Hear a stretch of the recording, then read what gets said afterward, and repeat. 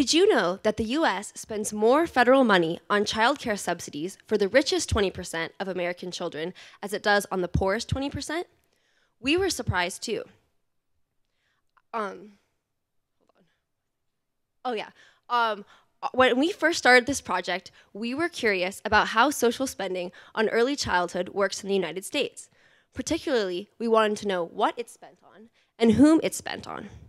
We analyzed spending programs in 4 main categories, including nutrition, such as food stamps, housing, including the home mortgage interest deduction, childcare, including programs like Head Start, and cash, including the Earned Income Tax Credit, or EITC. We also wanted to know how much money goes to children depending on income level. How much money goes to poor, middle income, and rich children. So why children under the age of 9? We focused on children ages 0 through 8 because that is a time of tremendous brain development and skill formation that sets children on a successful path to adulthood.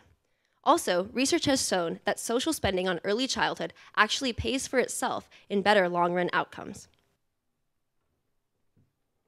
So this spending takes 2 distinct forms, direct spending in the form of individual programs and tax system spending in the form of tax credits and deductions. And though these 2 methods seem pretty different, they essentially achieve the same thing. So direct spending is what we tend to think of when we picture government spending. Families are taxed, and then the government distributes these taxes into individual programs, which benefit different families in different ways. And these can be just cash-based, like TANF, which allocates money to needy families, or they could be centered around an area of need, like food stamps or public housing. Tax system spending, however, reduces the amount a family is taxed, sometimes by more than 100%, through a tax break. And though this sort of seems different from direct spending, it essentially does the same thing. And it can also be centered around an area of need, like the Earned Income Tax Credit, which just allocates money to poor families, or the mortgage interest deduction, which assists families in paying off their mortgage. So, what did we find? Though direct spending programs are more visible, the government actually spends more money through the tax system, $73 billion, than it does through direct spending programs, which check in at $54 billion. Additionally, we can see that tax system spending has significantly fewer strings attached. The majority is through cash programs, which give recipients more flexibility in use. This is significant because most government expenditures on the richest children come through the tax system, whereas the majority of government expenditures on the poorest children come through direct spending. In fact, 94% of government expenditures on children in the richest fifth come through the tax system, but only 31% of expenditures on children in the poorest fifth come through the tax system. Thus, the government gives richer children much more freedom to use their government dollars as they choose.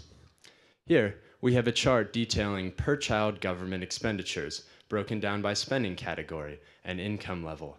As you can see, poorer children generally receive much more money than richer children. One exception, however, is in housing spending. As you can see, we spend nearly twice as much on children in the richest fifth through our housing programs than we do on children in the poorest fifth. This is due largely to the home mortgage interest deduction that Tim mentioned. Since richer children are much more likely to live in expensive homes, they benefit far more from this tax program than poor children. Even though the richest 20% of children receive the most money overall, the U.S. government still spends almost $2,000 annually on each child in that income range.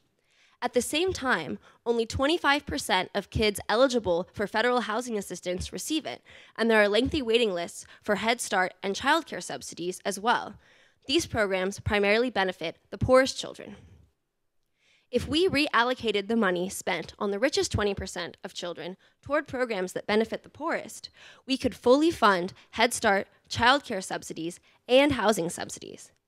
This is just one example of how we could use this data to redirect spending toward the priorities that we say that we have. The important thing is that we think about where the money goes.